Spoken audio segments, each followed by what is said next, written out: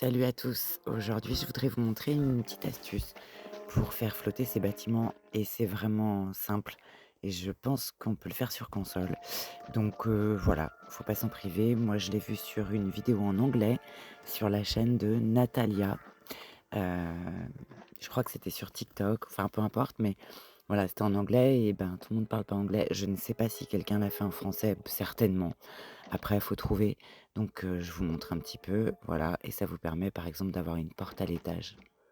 Vous allez voir, c'est vraiment pas dur et on peut le faire je pense qu'on peut le faire sur console. Bah, si vous essayez et que ça fonctionne, mettez-le en commentaire. Si ça fonctionne pas, pareil, mettez-le en commentaire, comme ça les autres sont au courant. J'ai un petit peu de place dans le coin, on va essayer par ici. Je vais peut-être me heurter à la limite des bâtiments parce que j'en ai déjà beaucoup. Donc 2 à gauche, l'un sur l'autre, 2 à droite, à la suite. Hop. Ensuite, on groupe select avec la maison de droite, on la bouge un tout petit peu. Puis on prend la maison de droite, on la met sur la gauche et regardez bien le bâtiment de gauche. Ensuite, on le bouge un tout petit peu aussi. Mais attention. Hop, il y a une porte qui est apparue à l'étage. Attention, ça c'est la place définitive de votre maison.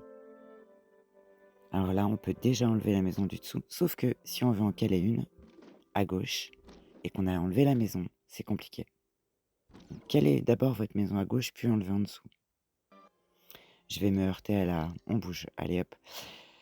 Je me suis heurté à la limite des bâtiments. 30. On est tous d'accord que c'est pas assez.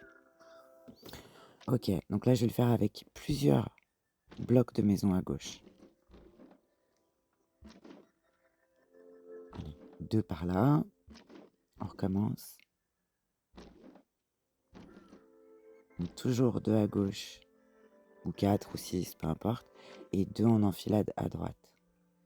Ok, groupe select avec suite droite. On le bouge un peu. Ploup.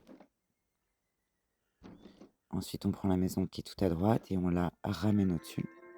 Et là on peut rebouger un peu. Avec la maison du bas. Hop, les portes sont apparues. Misère, réflexe, je suis désolée. Donc je disais, il y a quand même quelques restrictions. Par exemple, là, c'est la place définitive de la maison. Donc ça, faut y penser avant. Je peux enlever les bâtiments, les 2 petites maisons qui sont en dessous. Cependant, je pourrais plus caler celle à gauche. Voilà, ça sera plus aussi facile, ça va être une galère, voilà. Et par contre, on peut superposer des maisons, parce que maintenant on a droit à 3 étages, hein. On peut superposer des maisons sur celle-ci. Ça, c'est pas un problème. En revanche, là, si je veux la bouger,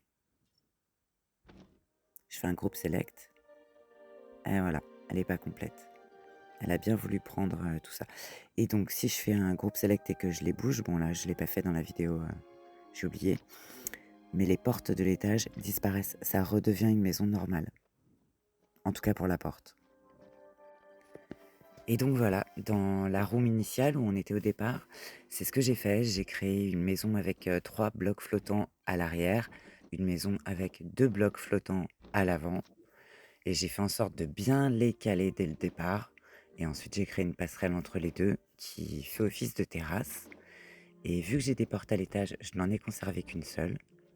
Et c'est ce qui faisait la porte de l'étage où on se dit, mais comment elle a fait? Voilà, bah c'est quand même pas si compliqué que ça. Je pense qu'on peut vraiment le faire sur console. Je suis curieuse de lire vos commentaires, savoir si c'est possible. Après, vu qu'on gère ça depuis le menu de survol, ça devrait pas être un problème. Même de créer la passerelle et tout ça, après, c'est vraiment juste du temps, quoi. Voilà, bah, je suis curieuse. Mettez en commentaire vos noms in-game. Et si vous mettez vos maisons en visite, je serai assez curieuse d'aller voir. Voilà, bah écoutez, à bientôt.